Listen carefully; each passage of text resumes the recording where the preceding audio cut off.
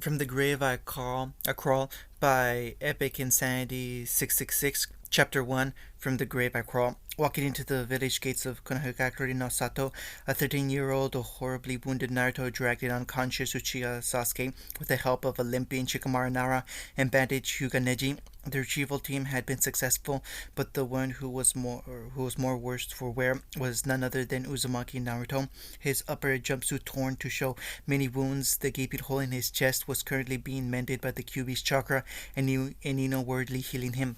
With the villagers showing nothing but hidden glee at seeing his state of health, they looked away as Hatake Kakashi ran up to Naruto and knelt beside him, a look of genuine horror plastered on his face. Get the Uchiha to the prison cells. Naruto, we're getting you to Tsunade, Kakashi said, with Naruto weakly nodding, falling limp with a soft breath.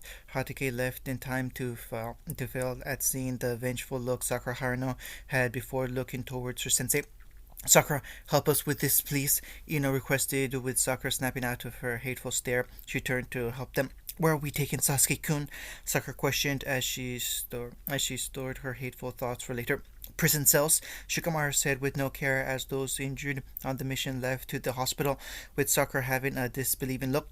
What? We can't do that! Sakura shrieked, with Shikamaru giving her an angry look, a rare look he gave out. Haruno, it's because of him most of us nearly got killed, Shikamaru said, with Haruno scoffing, with Ino having a hurt expression at what Sakura said next. So? Okay, Haruno, I suggest you leave us to haul this waste to his cell, Shino said with a rare voice of aggravation, making Sakura give him a stunned look. What's wrong with you all? Just leave this to us since you're more worried for a traitor than your actual half-dead teammate, Ino said with a scowl as she left the Uchiha more forcefully, getting a hurt groan from him as a result, leaving Sakura in the spot.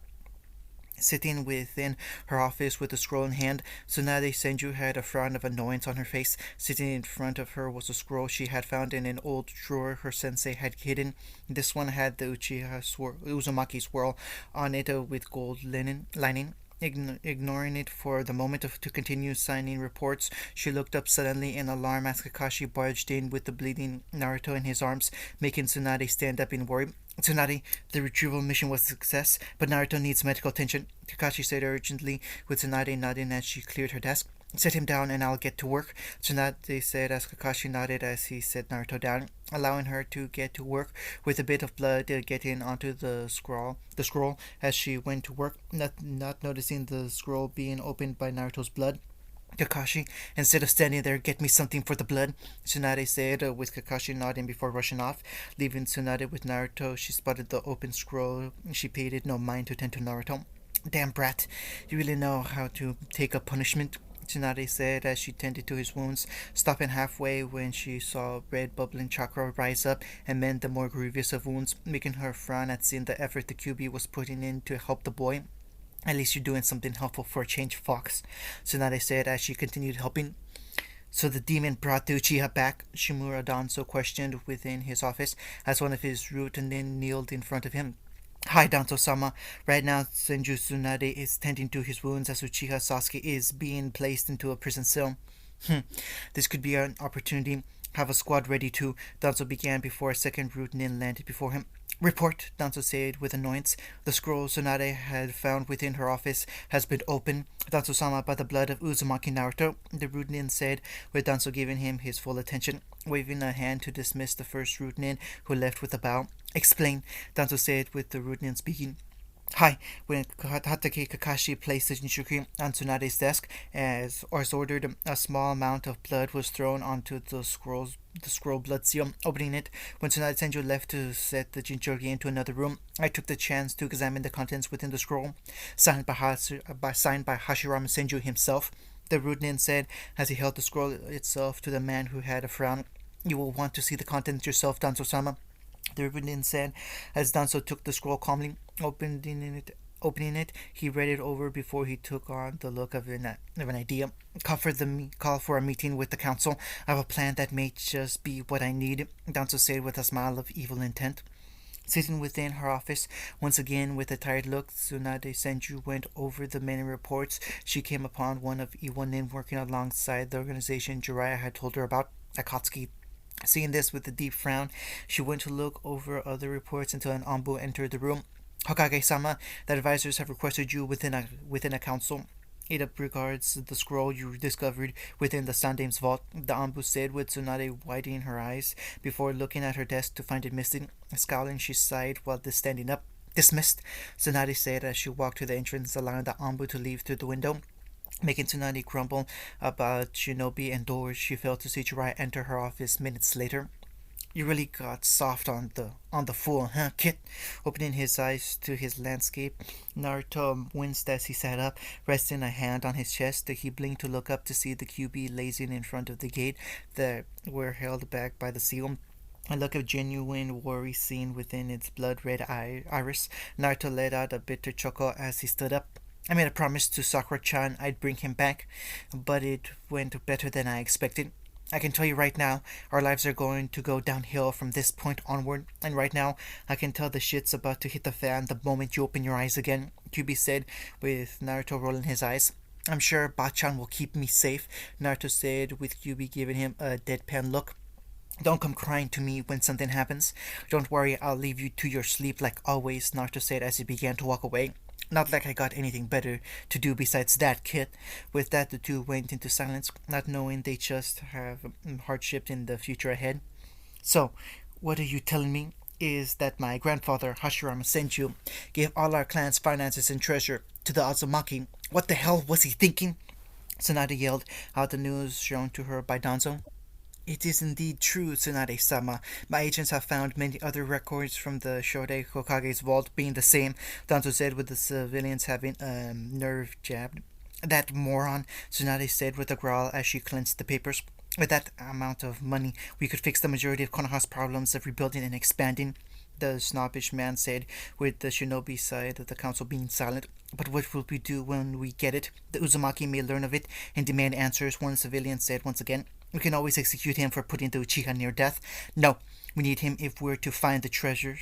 And knowing Uzumaki, they always have scrolls linked to direct blood relatives and full-blood Uzumaki, and the fact the last one to hold the location of it was Kushina Uzumaki herself, Tsunade said as she had a look of anger towards her grandfather. Keep him locked up until we find any evidence of the scroll's location, Tsunade said, with the shinobi frowning at her. That seems like a bit much, Tsunade-sama, Inoichi said, as he voiced his thoughts. Looking to him with a look of annoyance, Tsunade spoke harshly. In favor of locking the bride up, raise your hands, Tsunade said, as the advisors and civilians raised their hands, including Tsunade herself. Overruled, Anbu, take Uzumaki Naruto to the holding chambers, and as for me, I'm going to see what the fuss about Iwo working with a terrorist group. Tsunade began to leave until a voice spoke. Perhaps we could answer some questions. A double-layered voice echoed with everyone staring as the figure rose from the ground with his body covered by what could be described as a Venus flytrap, with one half chalk white and the other pitch black, but the two sides had a smile of equal intent. The next day, upon waking up from his rest within the hospital room, Naruto had been taken to the holding cells forcefully by Anbu, with the dazed Jiraiya placing a seal on the back of his head. He instantly began to panic at losing the connection to his chakra network. As he was carted off, he saw those on the retrieval mission looking after him in worry and confusion. But most of all, he saw the horrific look Kakashi had as Naruto was taken away. Feeling his body weakened even more as another shield was placed on him, he failed to see Tsunade and Danzo standing at the cell doors. Feeling himself shoved in without care, the door was shut as Naruto was chained in place. Running to the closing door, he grabbed the bars to look out. Looking to his left, he saw Anbu taking Sasuke away. Hey, what's the big idea? Naruto shouted before the bar was sealed by Danzo as Tsunade left, not even sparing a glance in his direction. Naruto felt betrayed. You will remain silent, Jinchuriki, Danzo said, with Naruto turning to him, feeling a sense of recognition. He frowned. By that look, I'd say you recognize me. Good, because unlike your mother, when I'm Hokage, you will be used properly as a weapon, not fall victim to heroics or honor. Jinchuriki are weapons to be used, Danzo said, with Naruto looking at him fully. You knew my mother? And your father, the young fool. He should have used her as a weapon once he became the Yondaime, but instead he married her with the foolish thought of love, Danzo said, as Naruto stood wide-eyed. The Yondaime was a fool, just like the Sandaime when he let you grow up, Danzo said, before leaving the blonde in his cell. Stepping back to the wall, Naruto leaned and slid down, a look of thought and despair. My father, he's... Naruto said before he finally, in a long time, broke down with tears, along with the fox, unable to reach out to him, alone with the fox, unable to reach out to him. Watching the building in silence with a hood over his head, a figure stood with a look of disgust towards the shinobi. Its look of disgust vanished as it looked to one Hatake Kakashi as he tried to get to Tsunade Senju along with those from the ritual mission. The bean saw its opportunity. Dropping down after Kakashi was sent away, he spun around with a kunai in hand. He felt his body forcefully stopped as the figure held up a delicate hand of a woman. Looking into the being's eyes, Kakashi's eyes widened calmly at the pure eyes of kindness shown to him. I have dire news, Hatake Kakashi, and right now you and the few on the retrieval missions are the only chance Uzumaki, Namikaze, and Naruto can go free. The voice was like a soft rhythm of a violin being played. Who are you? Kakashi questioned as he relaxed slightly. That is not important right now. What is important is freeing your student from a gruesome fate. I'm not listening until I get my answer of who you are, Kakashi said as he narrowed his eyes, making the woman let out a sigh of what was probably rare annoyance. She suddenly had a hand on his forehead, with Kakashi's eyes glowing as he was force-fed information. Dropping down in a heap, the woman looked down to the groaning Kakashi. She spoke. Choose who you trust wisely, Kakashi, because the future will not be kind, the woman said as the man sat up. In the northern oceans of the elemental nations, a myth is said that whoever drifts there will meet a wall of storms. Send your student there, and he will be saved from the cruel greed of the shinobi world. I am trusting you with this, Hatake-kun. Do not let him down. With that, the woman vanished through a swirl of golden feathers, leaving a dazed Kakashi. He in his mind focused suddenly with the words in his mind. I failed Naruto and Sensei once. I'm not going to sit idly as it happens again, Kakashi said with a new resolve, his hands clenching tightly before he rushed off, intent on freeing his student, not noticing the figure watching him moving from above. Waving a hand, he was covered by a haze of colors to hide his identity. Her vision down, the woman turned and vanished into a ripple in the air. End of chapter 1.